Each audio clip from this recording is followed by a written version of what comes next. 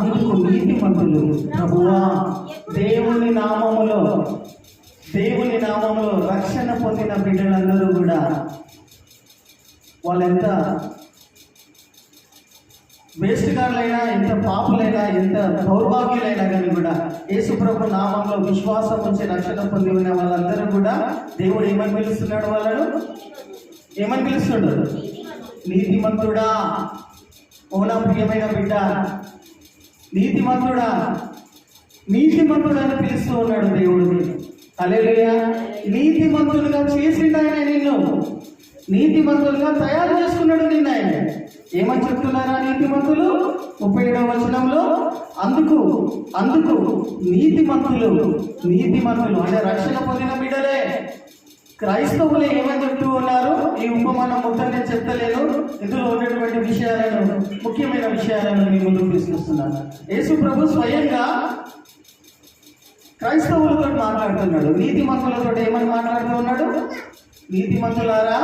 ఆ నీతిమంతులు ఏమని చెప్తూ ఉన్నారమ్మా? ప్రభువా, ఎప్పుడు నువ్వు ఆకలి వంటివి? రక్షణ పొందిన బిడ్డలను అడుగుతూ ఉన్నాడు యేసు ప్రభు. ఇట్ విల్ హ్యాపెన్, ఇది జరుగుతుంది. యేసు ప్రభు చెప్పిన మాట ఇది, అవునా? యేసు ప్రభు చెప్పిన మాట ఇది. యెహోవాకు కాదు, లేఖనాలు కానీ ప్రవచనాలు కాదు. ప్రవచనాలు అయితే లేకపోతే నెరవేరే. కానీ యేసు ప్రభు చెప్పిన మాట మాత్రం భూమి ఆకాశము గతించిన నా మాటలు గతించవు. ఒక రోజు ఇట్లా నిలబడాల్సి వస్తుంది యేసు ప్రభు ముంగట, మనం తప్పించుకోలేము. నీతిమంతులమైనటువంటి మనతో దేవుడు మాట్లాడుతూ ఉన్నాడు. ఆ రోజు అడుగుతాడు, అందుకు నీతిమంతులు ప్రభువా నువ్వెప్పుడు నీవు ఆకలి వంటివి? 27వ వచనం, 37వ వచనం, మత్తయి సువార్త 25:37వ వచనం. అందుకు నీతిమంతులు ప్రభువా ఎప్పుడు నీవు ఆకలి వంటివి నుండుట చూచి ఆహారం ఇచ్చిదివి, నీవు దప్పుకొని ఉండుట చూచి ఎప్పుడు దాహం ఇచ్చిదివి, ఎప్పుడు పరదేశివై ఉండుట చూచి. 3 విషయాలు. పరదేశివై ఉండుట చూచి నిన్ను చేర్చుకుంటేవి, దిగంబరుడై ఉండుట చూచి బట్టలు ఇచ్చిదివి. నీతిమంతులే అడుగుతూ ఉన్నారు, ఎప్పుడు వచ్చినావు ప్రభా నువ్వు? ఎప్పుడు ఆకలిగా ఉన్నావు? ఎప్పుడు రోగిగా ఉన్నావు నువ్వు? ఎప్పుడు రోగిగా ఉన్నావు? ఎప్పుడు బట్టలు లేకుండా ఉన్నావు? దిగంబరిగా ఉన్నావు నువ్వు? ఎప్పుడు నువ్వు నా దగ్గరికి వచ్చినావు ప్రభు అని నీతిమంతులు అంటున్నారు. రక్షణ పొందినటువంటి క్రైస్తవులు అడుగుతూ ఉన్నారు. వాళ్ళు ఎక్కడో, దేవుడు ఎక్కడో ఉంటాడు, యేసుప్రభుల వారి ఎక్కడో ఉంటారు అని దాంట్లో ఉంటున్నటువంటి లిస్టులో కొంతమంది ఉన్నారు. కానీ ప్రభు ఎక్కడ నివాసం చేస్తూ ఉంటాడు తెలుసా? ప్రభు ఎవరి లోపల ఉంటాడు తెలుసా? యేసు ప్రభు స్వయంగా తను తాను పరిచయం చేసుకుంటున్నాడు. చూడండి ప్రియమైన వాళ్ళ, ఆ వాక్యం చదవండి ఒకసారి, చదవండి. ఎప్పుడు రోగిపై ఉండుటనైనను చెరసాలలో ఉండుటనైనను చూచి మీ యొద్దకు వచ్చితిమని ఆయనను అడిగాను. యేసు ప్రభు ఒకటే మాట చెప్తున్నాడు అక్కడ. అందుకు రాజు మిక్కిలి అల్పులైనటువంటి ఈయన సహోదరులలో ఒకరికి మీరు చేసితిరి కనుక నాకు చేసితిరని నిశ్చయంగా నేను మీతో చెప్పుచున్నానని వారితో అనింది. మిక్కిలి అల్పులైనటువంటి వాళ్లకు చేసినారు కాబట్టి ఎవరైతే అవసరాలలో ఉన్నారో నీకు చేతనైన సహాయం చేసినావు కాబట్టి నువ్వు నాకు చేసినటువంటి బిడ్డవైతే ఉన్నావు. హల్లెలూయా. ఎవరైతే దిగంబరులుగా బట్టలు లేకుండా వాళ్ళు రక్షణ పొందకపోని, వాళ్ళు దేవుని బిడ్డలు కానీ దేవుని బిడ్డలు కాకపోని, వాళ్ళు మానవులు, మనిషి రూపంలో చెక్కబడినటువంటి పిల్లలు కాబట్టి, మనుషులు కాబట్టి కులము చూడొద్దు, వాడు మన కులపోడా లేకపోతే మనోడా ఇవి ఉండొద్దు. వాడు మనిషి అయితే చాలు. మిక్కిలి అల్పులైనటువంటి మనిషికి, ఈయన మనిషికి నువ్వు చేసినావు కాబట్టి నాకు చేసినట్టే. హల్లెలూయా.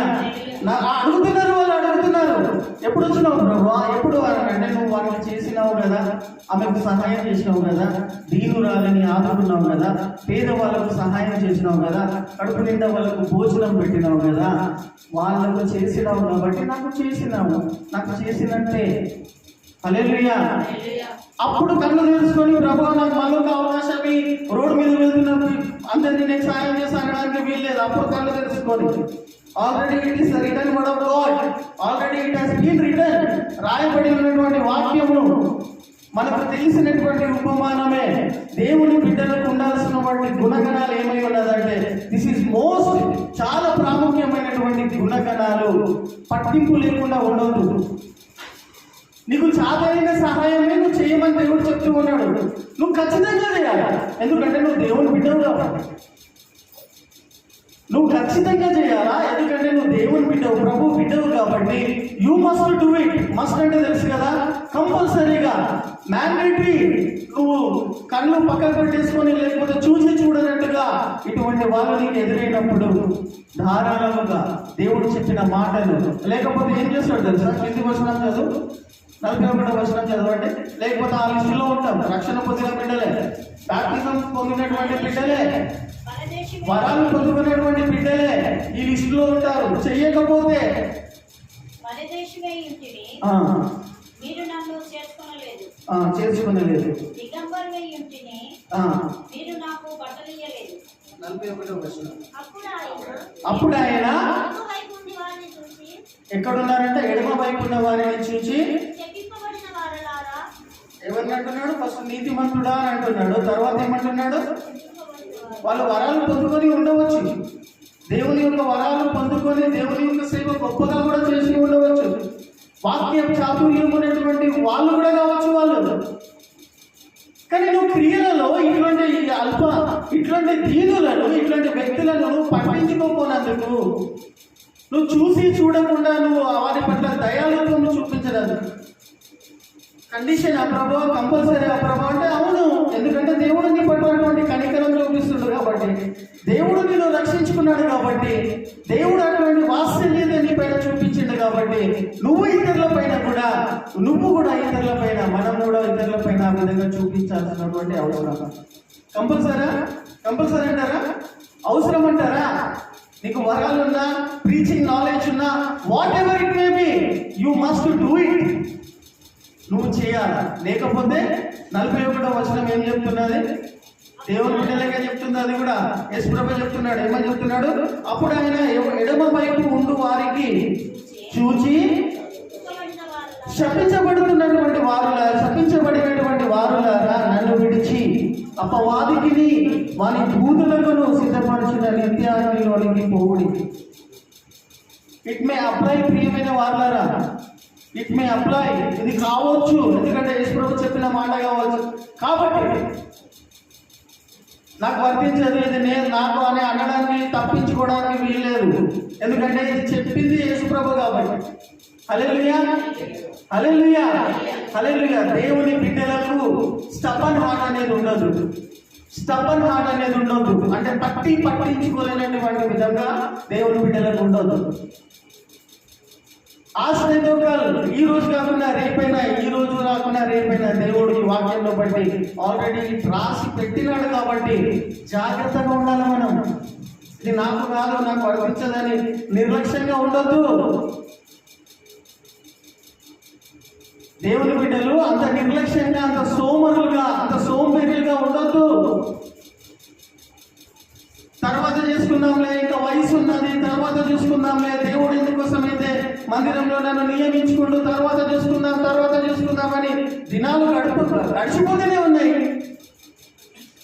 అవునా?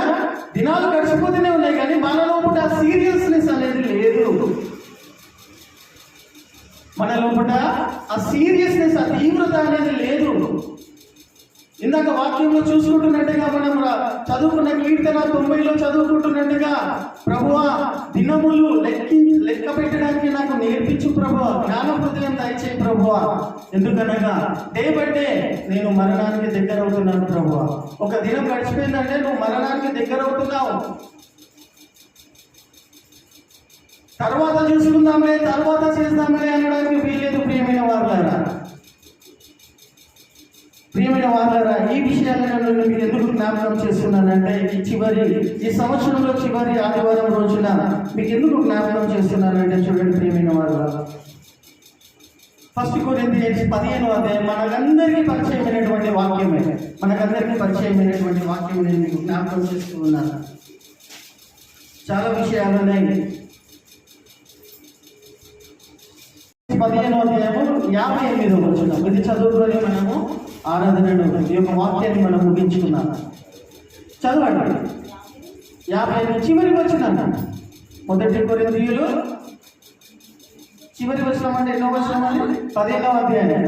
కాగా నా ప్రియ సహోదరులారా, నా ప్రియమైన సహోదరులారా, మీ ప్రయాసము ప్రభువునందు మీ ప్రయాసము ప్రభువునందు వ్యర్థం కాదని వ్యర్థము కాదని ఎరిగి స్థిరులను ఆ, పదిహేను వారును మీ ప్రయాసమును ప్రభువునందు నువ్వు ఏం చేసినా, దేవుని మందిరంలో దేవుని పరిచర్య కోసం నువ్వు ఏది చేసినా, ఏ చిన్న పని చేసినా, కిషన్ లాంటి వేస్టెడ్.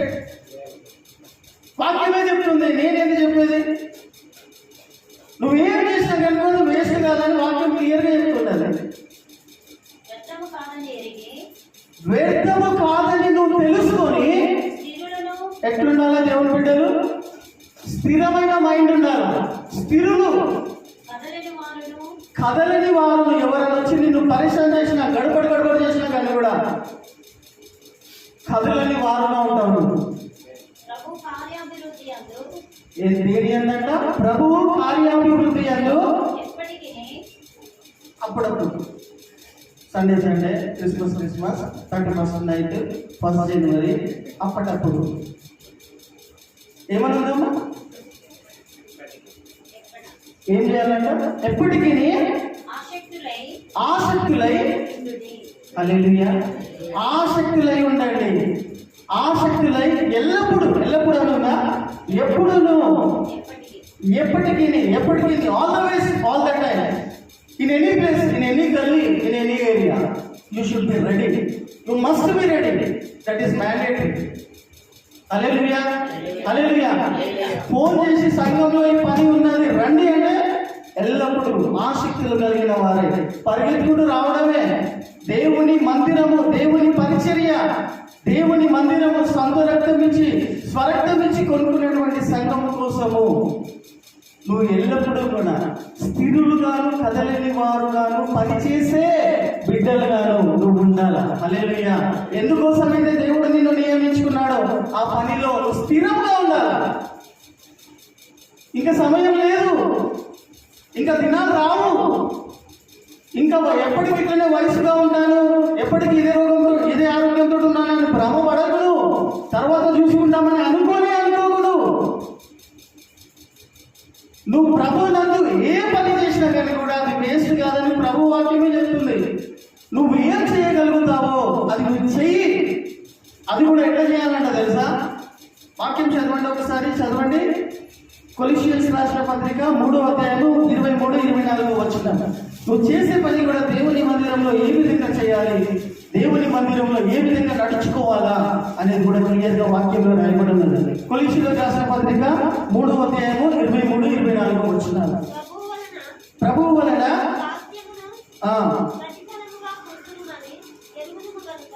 ప్రభువు వలన పొందుదుమని ఎరుగుదుము గనక మీరు ఏమి చేయించున్నారో hallelujah, whatever you are doing in the church, నువ్వు ఏది పని చేస్తున్నా మనుషులు నిన్ను చూస్తున్నారని పాపం పెయింటింగ్ మానేసిండు, లేకపోతే పరదాలు మంచిగా కట్టిండు, బుక్కలు మంచిగా కట్టిండు, చూస్తున్నాడా? No no no no. Example చెప్తున్నా, I'm not criticising anybody. Whatever you are doing, ఏ పని చేసినా దేవుడు నన్ను చూస్తున్నాడు.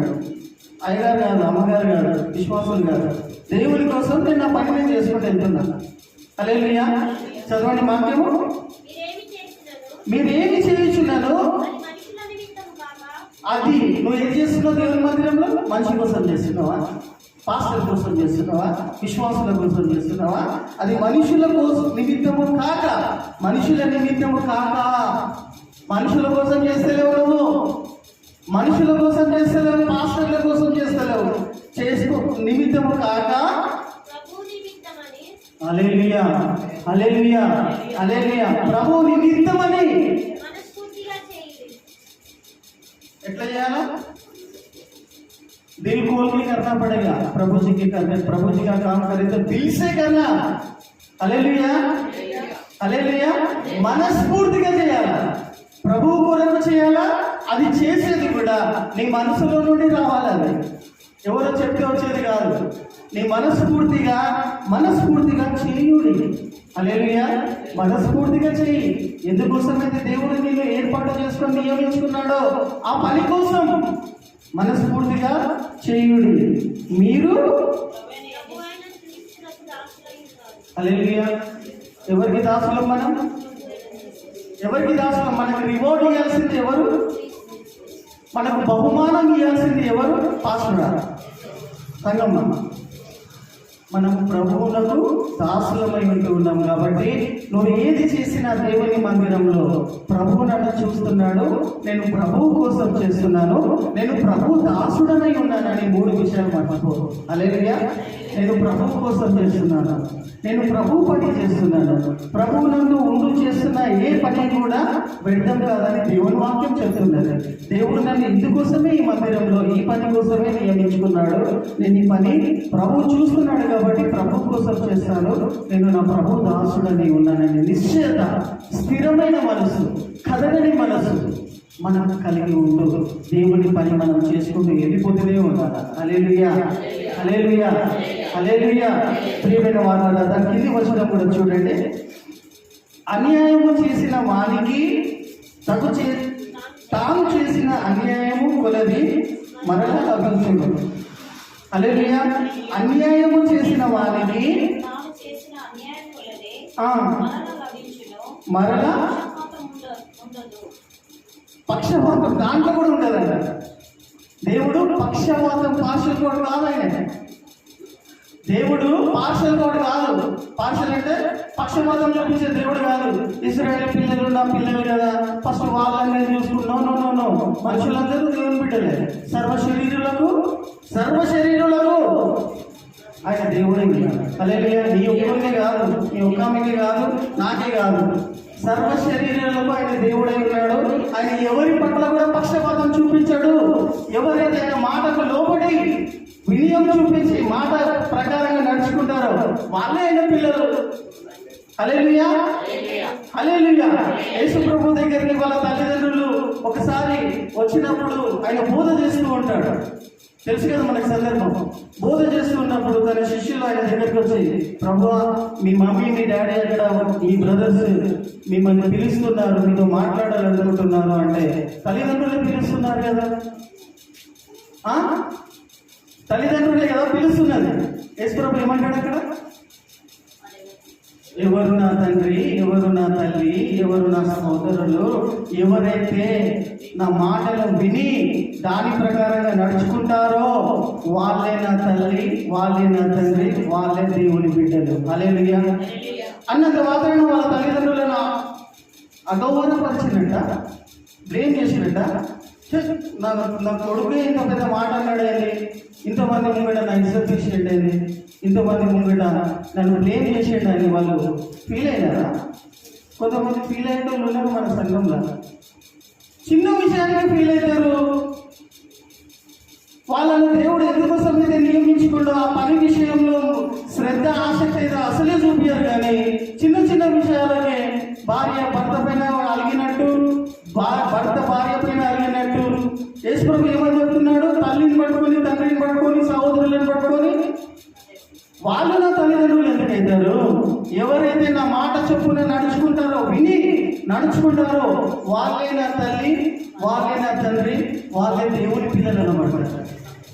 హల్లెలూయా, హల్లెలూయా. దేవుని యొక్క మాట యొక్క ఉద్దేశం, ఇంటెన్షన్ తెలుసుకోవాలి. ప్రియమైన వారు, దేవుని బిడ్డలు ఎందుకోసం ప్రభువు నాకు చెప్తున్నాడు, ఎందుకు ఈ ప్రభు ఈ సందర్భంలో దేవుని వాక్యం మీ విధంగా మాట్లాడుతున్నది అని కొంచెం నిదానించుకోవాలి.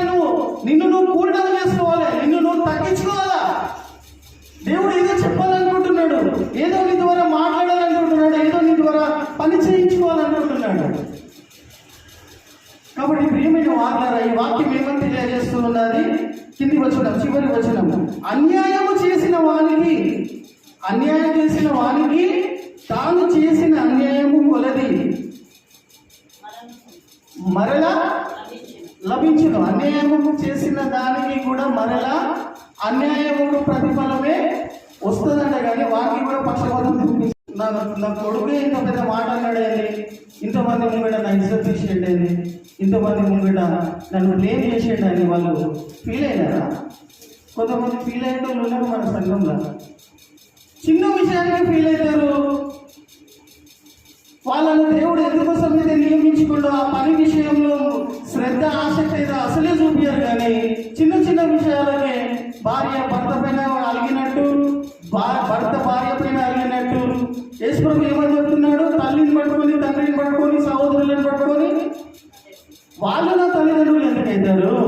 ఎవరైతే నా మాట చొప్పున నడుచుకుంటారో, విని నడుచుకుంటారో వాళ్ళే నా తల్లి, వాళ్ళే నా తండ్రి, వాళ్ళే దేవుని పిల్లలు అన్నమాట.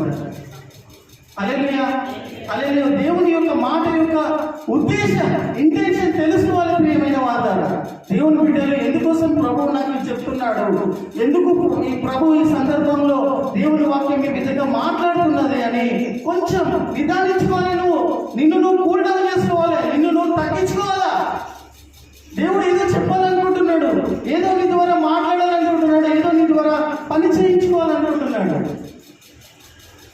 కాబట్టి ప్రియమైన వాగ్దారా, ఈ వాక్యం ఏమని తెలియజేస్తూ ఉన్నది? కింది వచనం, చివరి వచనం, అన్యాయం చేసిన వానికి తాను చేసిన అన్యాయము కొలది మరలా లభించును. అన్యాయము చేసిన దానికి కూడా మరలా అన్యాయము ప్రతిఫలమే వస్తుందంట కానీ వారికి కూడా పక్షపాతం చూపించదు అంటున్నాడు. హల్లెలూయా, హల్లెలూయా. ఏమని రాయబడింది? అన్యాయం లభించును. నీతి న్యాయములు ప్రభువు నందు చేస్తున్న ప్రతి పని ఎటువంటి విధంగా వ్యర్థం కాదు అనేటువంటి వారికి కూడా, వారి పట్ల కూడా నేను పక్షపాతం చూపించకుండా వాడు చేస్తున్నటువంటి పనులను బట్టి నేను వారికి ప్రతిఫలం ఇస్తాననే మాటకు అర్థం అది. హల్లెలూయా, హల్లెలూయా. ప్రియమైన వారులారా, గలతీయులకు రాసిన పత్రిక 6వ అధ్యాయం 9-10 వచనాలు చదువుకొని మనం ముగించుకుందాం. గలతీయులకు రాసిన పత్రిక.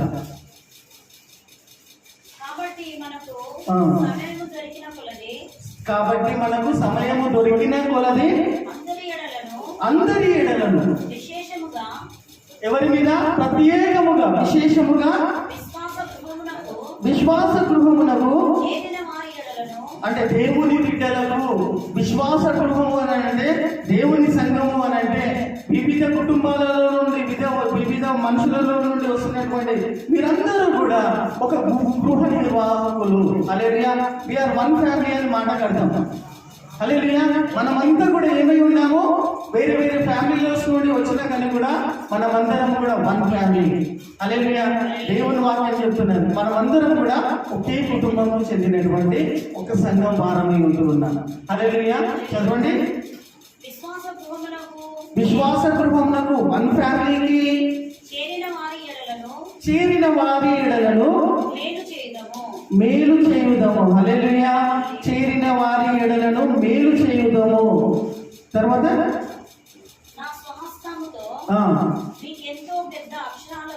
మీకెంతో పెద్ద అక్షరం చెప్తున్నాడు దేవుని వాక్యం. నా స్వహస్తాలతో, మేరే హాతోసే, నా చేతులతో, నా స్వహస్తాలతో నేను మీకు ఎంతో పెద్ద అక్షరం, భక్తుడు చెప్తున్నాడు, అక్షరములతో రాయించున్నాను. ఏమని రాయించున్నాడు? చూడుడి. ప్రియమైన వారులారా, ఇక్కడ ఏమని వాక్యం రాయబడి ఉన్నదంటే చూడండి, 22వ వచనంలో చదువుతూ ఉంటున్నట్టయితే, దాసులారా, మనుషులకు సంతోషపెట్టి వారు నట్టు కంటికి కనబడలేదని కాక ప్రభువునకు భయపడుచు శుద్ధాంతకరము గల వారి శరీరమును బట్టి మీ యజమానులైన వారికి అన్ని విషయములలో విధేయులై ఉండండి. ప్రియమైన వారులారా, కొలస్సీయులకు రాసినటువంటి పత్రికలలో ఎన్నో వచనాలు ఉన్నాయి కాబట్టి 2 విషయాలనే మీకు జ్ఞాపకం చేస్తున్నా. దేవుని బిడ్డలకు మొదటిది గ్రాటిట్యూడ్, కృతజ్ఞతా భావం కలిగినటువంటి వారే ఉండాలా, కృతజ్ఞత చూపించే వారిగా ఉండాలా. ఈ సంఘ సభ్యులు, ఈ సంఘ విశ్వాసులు దేవుని పట్ల, మనుషుల పట్ల కృతజ్ఞత చూపించే వారిగా ఉండాలి. వాళ్ళు చేసిన మేళ్లను మనం మర్చిపోవద్దు. ఎవరైతే నీకు ఇప్పటి వరకు సహాయం చేసుకుంటూ వస్తున్నారో వాళ్ళు చేసినటువంటి సహాయములను మర్చిపోవద్దు. ఈ సంవత్సరం అంతా కూడా చివరి ఆదివారం వరకు నీకు ఆయుష్ ఆరోగ్యం ఇచ్చిన దేవుని నువ్వు మర్చిపోవద్దు. దేవునికి ఇందాక మనం ఆరాధనకు ముందు, వాక్యానికి ముందు 45 నిమిషాలు దేవుని స్థుతించినాం. మనం ఆయా పాటలు పడిన దేవుని ప్రభువా నాకు ఆయుష్ ఆరోగ్యం ఇచ్చినందుకు నిన్ను స్థుతిస్తున్నాను ప్రభువా. ప్రియమైన వారులారా, చివరిగా చెప్తూ ఉన్నాను వాక్యంలో బట్టి, దేవుని బిడ్డలకు థ్యాంక్స్ గివింగ్ హార్ట్ అనేది ఉండాలి. కృతజ్ఞతలు చెల్లించే మనసు ఉండాలి. నాకు తెలిసిన ఒక ఆమె ఉన్నది మన సంఘంలో, ఇప్పుడు వస్తలేదా, నా పెళ్ళైనప్పటి నుండి చూస్తానే అనురాధ ఎప్పుడు మందిరానికి వచ్చిన ఒంటి చేతులతో రాదాను. ప్రతిసారి కూడా ఏం చేసినా కానీ కూడా భోజనాలు పెట్టాలనుకుంటే తన చేతులతోటి బిర్యానీ వండి మనందరికీ ఎన్నోసార్లు తినిపించింది.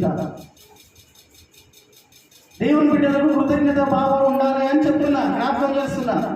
ఎన్నోసార్లు మస్తు తిన్నాం ఆమె పెట్టింది. మనం తినని వాళ్ళు ఎవరు కూడా లేరు. ప్రతిసారి బిర్యానీ వండి పెట్టేది. ప్రతిసారి దేవుని మందిరానికి వచ్చినప్పుడల్లా ఏదో ఒక గిఫ్ట్ తీసుకొచ్చేది. పుట్టి చేతులతో వచ్చేది కాదు. ఇప్పుడు ఆమె అచానక్ గాయం అయిపోయింది, రాకుండా అయిపోయింది, ఏదో కారణాలను బట్టి. ఎవరైనా ఆమెను జ్ఞాపకం చేసుకుంటున్నారా? ఎవరైనా ఒక్కసారి అడిగినరా ఏమైంది, ఉన్నట్టుండే ఆమె మాయమైపోయిందని? ఎవరైనా?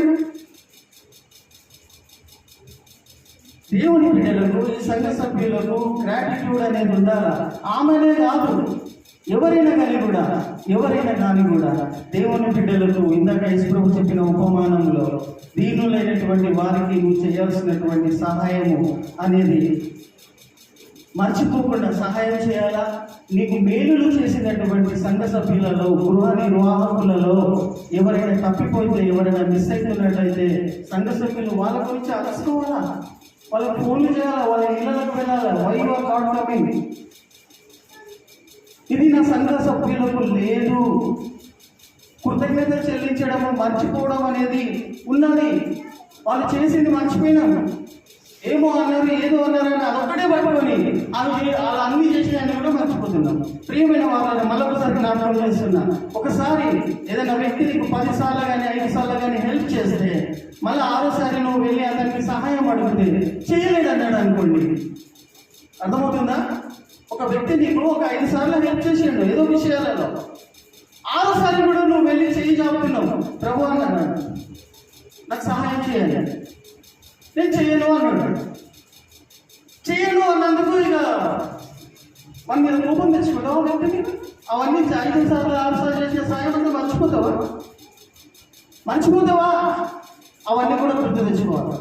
మర్చిపోవద్దు. ఒక్కసారి సహాయం చేయనందుకు సహాయం చేసిన సహాయాలన్నీ కూడా మర్చిపోవద్దు. ఈ గుణము ఈ సంఘ సభ్యులకు ఉండొద్దు.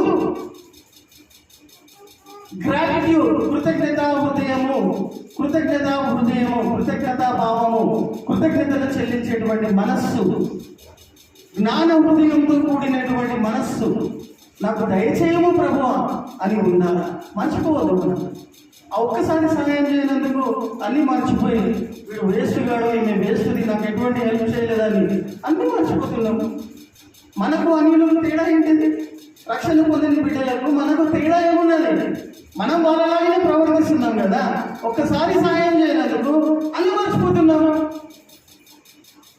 ప్రియమైన వారులారా, దేవుని బిడ్డలకు కృతజ్ఞతలు చెల్లించే గుణం ఉండాలా. వాడు మంచి చేసినా మంచి చేయకున్నా మనము వారికి మంచి చేసే బిడ్డలుగా, చేతనేని సహాయం చేసే బిడ్డలుగా ఉండాలి. దేవుడు మనుషుల పైన అదే వర్షం కురిపిస్తున్నాడు, చెడ్డల పైన కూడా అదే వర్షం కురిపిస్తున్నాడు. మనుషుల పైన అదే సూర్యుని ఉదయింపజేస్తున్నాడు, చెడ్డల పైన కూడా అదే ఉదయింపజేస్తున్నాడు. ఆ సర్వోన్నతమైనటువంటి దేవుని సృష్టికర్త అయినటువంటి పిల్లలం కాబట్టి మనము అటువంటి కృతజ్ఞత భావం మనం కలిగి ఉంటున్నటువంటి వారమే ఉంటున్నాము. అర్థమవుతుందా? మనము లేచి నిలబడి ఉంటుంటే ప్రియమైన వారులారా, అటువంటి హృదయము, అటువంటి గుణము, ఇంకా చాలా వచనాలు ఉన్నాయి. సమయం ఎక్కువైపోయి ఉన్నది కాబట్టి లేటెస్ట్